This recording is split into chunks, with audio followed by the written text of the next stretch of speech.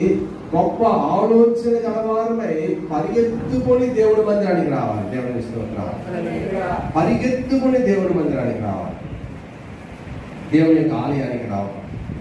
నీ మందిరములో నివసించేవారు అంటే దేవుని యొక్క ఆలయంలో కూడుకొని దేవుని మహిమపరిచి దేవుని నామాన్ని గణపరిచి దేవుని యొక్క వాక్యం విని ప్రార్థన చేయు ప్రతి ఒక్కరు కూడా ధన్యులు అని బైబిల్ గ్రంథము తెలియజేస్తుంది.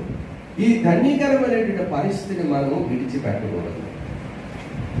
ఈ ధన్యకరమైనటువంటి పరిస్థితిని మనము నిర్లక్ష్యం చేయకూడదు.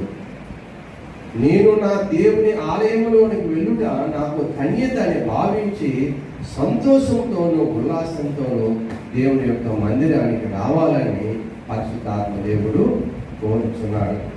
తర్వాత రాయబడింది, వారు నిత్యము నిన్ను స్తుతించెదరు. దేవుని యొక్క మందిరములో దేవుణ్ణి స్తుతించడం అనేది చాలా ఆశీర్వాదకరమైనటువంటిది. ఆకాశమందు దేవుడు ఆనందిస్తూ ఉంటాడు.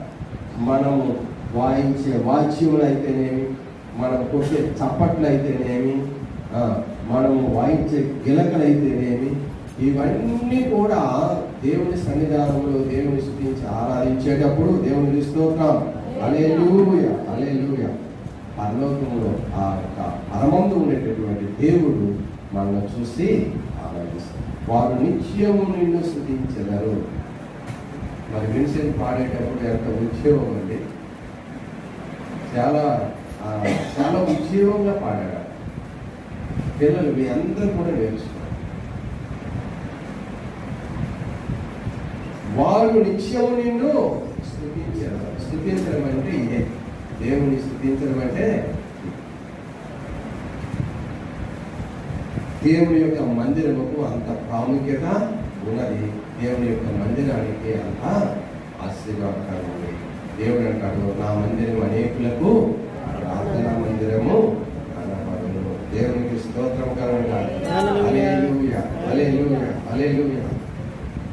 2వ వచనం చూసినప్పుడు 84వ వచనము, యెహోవా మందిరావరణంలో చూడవలనని ఎంతో ఆశపడుతుంది.